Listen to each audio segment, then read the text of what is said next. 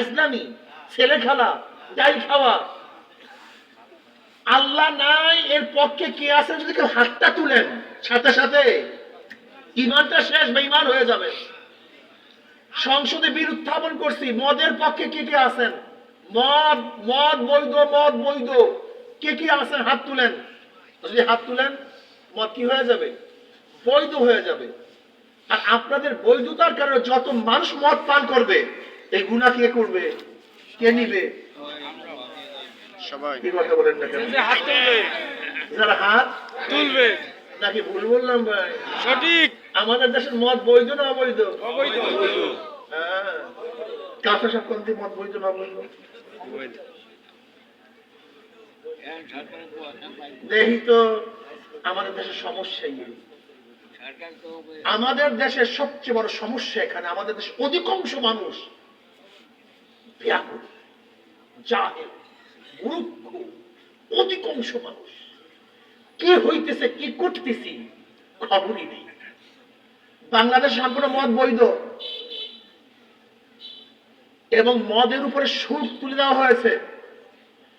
Carew company চিনিতে loss করে আর মদে 200 কোটি টাকা ব্যবসা করছে। 200 কোটি।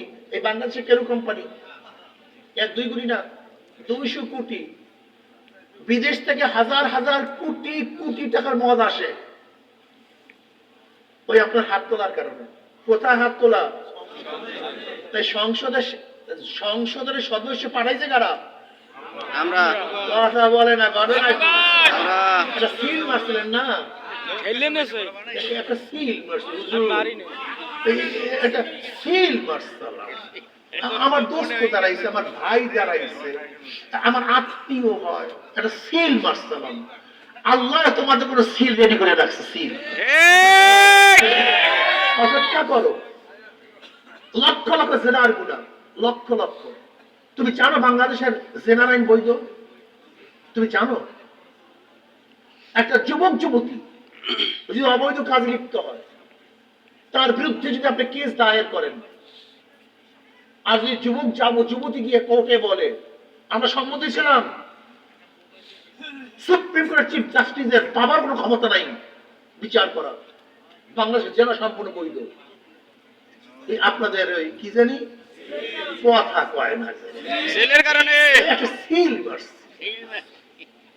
সিল মারছে। কোটি কোটি জিনার গুনাহ, বেয়াকুব, কোটি কোটি চুরির গুনাহ।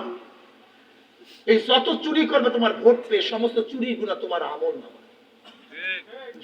যত অবৈধ কাজ করবে সমস্ত তোমার আমল নামায়। ঘুমান মুসল্লি আদমের সন্তান কাবিল আকাম করছে কবে? কিয়ামত পর্যন্ত চলতেই থাকবে।